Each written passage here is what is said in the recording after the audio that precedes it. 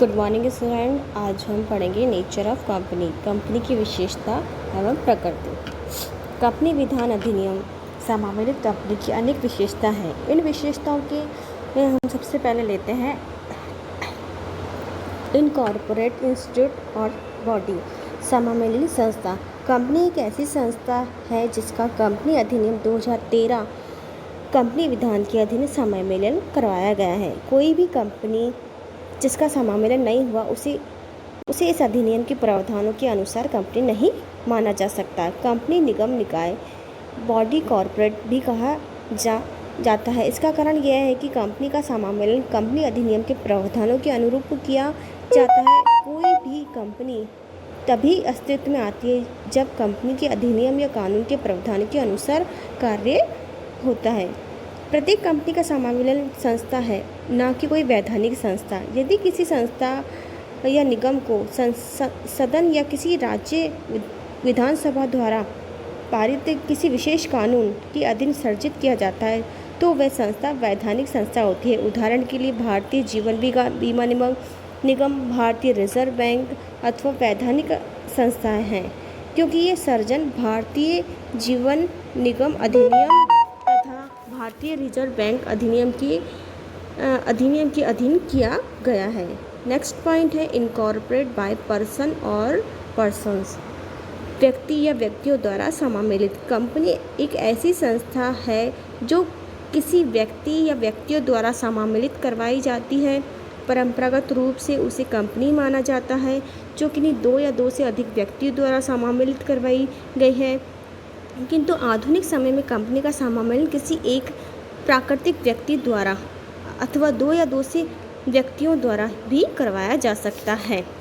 Next है अभिदाता, subscriber और subscribers. प्रत्येक कंपनी का समावेशन अभिदाता या अभिदाताओं द्वारा करवाया जाता है। एक व्यक्ति कंपनी की दशा में केवल एक ही अभिदाता होता है, जबकि निजी कंपनी के लिए कम से कम 2 अभिदाता और किसी भी सार्वजनिक कंपनी के लिए कम से कम 7 अभिदाता होने अनिवार्य हैं। वह एकाकी अभिदाता या वह सभी अभिदाता कंपनी के सीमा नियम पर हस्ताक्षर कर कंपनी का रजिस्टर को कंपनी के समावेशन हेतु इच्छा प्रकट कर उसे समावेशन के लिए आवेदन करते हैं। नेक्स्ट है सदस्यों की न्यूनतम एवं अधिकतम संख्या, minimum and maximum number of member. Company के समावेशन कंपनी के सीमा नियम पर हस्ताक्षर करने वाले अभिदाताओं को कंपनी के प्रथम सदस्य होते हैं। प्रत्येक एक व्यक्ति कंपनी न्यूनतम और अधिकतम सदस्य संख्या 1 तक ही सीमित रहती है, जबकि जब तक वह एक व्यक्ति जीवित है तब तक अन्य कोई भी व्यक्ति उस कंपनी का सदस्य नहीं बन सकता। ये सिर्फ एक व्यक्ति कंपनी में है ये नियम। और किसी निजी कंपनी के लिए कम से कम 2 सदस्यों का होना अनिवार्य है और अधिक से अधिक 200 सदस्य हो सकते हैं। सार्वजनिक कंपनी में न्यूनतम सदस्यों की संख्या 7 होती है और जबकि इसमें सदस्यों और अधिकतम सदस्यों की संख्या में कोई प्रतिबंध नहीं है। नेक्स्ट है अपना विधान के अधीन निर्मित व्यक्ति ही कृत्रिम व्यक्ति, an artificial person format under law. Company विधान के प्रावधानों के अनुरूप निर्मित एक कृत्रिम व्यक्ति है। कंपनी अदृश्य अमूर्त कृत्रिम व्यक्ति है जिसका अस्तित्व केवल कानून की दृष्टि में ही होता है। ये कानून की एक कल्पना मात्र है। कृत्रिम व्यक्ति होने का कारण यह है कि इसे जन्म देने वाला ईश्वर नहीं होता, कंपनी का जन्म विधान द्वारा होता है। अतः कंपनी एक जन्म और मृत्यु पर विधान का ही नियंत्रण होता है, ईश्वर का नहीं। इसे अस्तित्व इसके स्वरूप में प्रत्येक स्वरूप में देखा और छुआ भी जा सकता है। इसका स्वरूप अदृश्य होता है जबकि प्राकृतिक मनुष्यों को देखा और छुआ जा सकता है, इसलिए ये कृत्रिम व्यक्ति के रूप में ये कंपनी कहलाती है। नेक्स्ट है सेपरेट लीगल, पृथक वैधानिक अस्तित्व। कंपनी का एक विशेषता यह भी है कि इसका अपने सदस्यों एवं संचालन मंडल से पृथक वैधानिक अस्तित्व होता है। भारत के उच्च न्यायालय भूतपूर्व मुख्य न्यायाधीश एवं भारत की भूतपूर्व उपराष्ट्रपति न्यायमूर्ति ने लिखा है कि एक समावेशित कंपनी को पृथक अस्तित्व होता है तथा कानून इसे अपने सदस्यों की पृथक मानता है। ऐसे पृथक अस्तित्व समावेशन होते ही उत्पन्न हो जाता है। दूसरे शब्दों में कंपनी अस्तित्व में उन लोगों या सदस्यों से भिन्न है एवं स्वतंत्र होता है जो कंपनी की स्थापना करते हैं अथवा उससे अंश खरीदते हैं। नेक्स्ट है स्थायी अस्तित्व। स्थायी अस्तित्व स्थायी अस्तित्व में है परपेचुअल सक्सेशन। कंपनी एक प्रमुख विशेषता यह भी है कि इसका जो अस्तित्व है वह स्थायित्व होता है। मतलब दूसरे शब्दों में कंपनी एक सतत उत्तरदायित्व होता है। कंपनी कभी भी मरती नहीं है। इसका कारण यह है कि ये विधान के अधीन बनाई जाती है तथा केवल उस विधान के अधीन पर ही विघटन किया जा सकता है। इसके सदस्य की मृत्यु, अक्षमता, दिवालियापन, रिटायरमेंट आदि सब कंपनी के अस्तित्व को कोई प्रतिकूल प्रभाव नहीं पड़ता है। नेक्स्ट है अपना टॉपिक है कॉमन सील, सार्वमुद्रा। परंपरागत तौर पर प्रत्येक कंपनी एक सार्वमुद्रा होती है जिस पर उसका नाम खुदा हुआ होता है, किंतु अब कंपनी चाहे तो अपनी सार्वमुद्रा रख सकती है अथवा नहीं रख सकती। यदि कंपनी कोई अपनी सील नहीं रखती है तो कंपनी को अनुबंध या प्रलेख निष्पादित किया हुआ तब मान लिया जाएगा जब उस कंपनी के 2 संचालक अथवा किसी एक संचालक तथा कंपनी के सचिव के हस्ताक्षरों के वैधानिक रूप से एक पावर ऑफ अटॉर्नी जो कहते हैं एक पावर जो मिलती है उसे किसी भी व्यक्ति को उस कंपनी में किसी भी विलेख के हस्ताक्षर पर उसका निष्पादन करने हेतु अधिकृत भी कर सकते हैं। और ये कंपनी अधिनियम 2015 द्वारा संशोधित धारा 11 तथा धारा 12 के अकॉर्डिंग है। नेक्स्ट है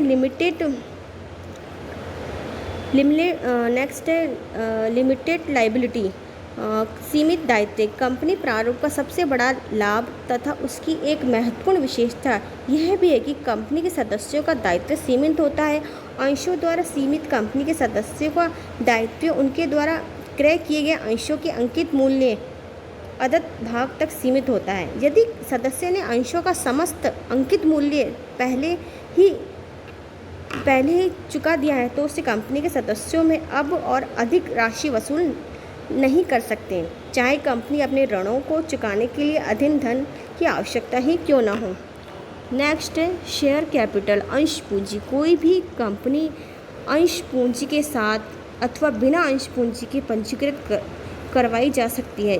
यहाँ तक कि जो कंपनी अंश पूंजी के साथ पंजीकृत करवाई जाती है उसे न्यूनतम अंश पूंजी का होना आवश्यक नहीं रह गया है। कहने का मतलब है कि अब कोई भी अंश पूंजी वाली कंपनी कितनी ही राशि अंश पूंजी के साथ पंजीकृत करवाई जा सकती है।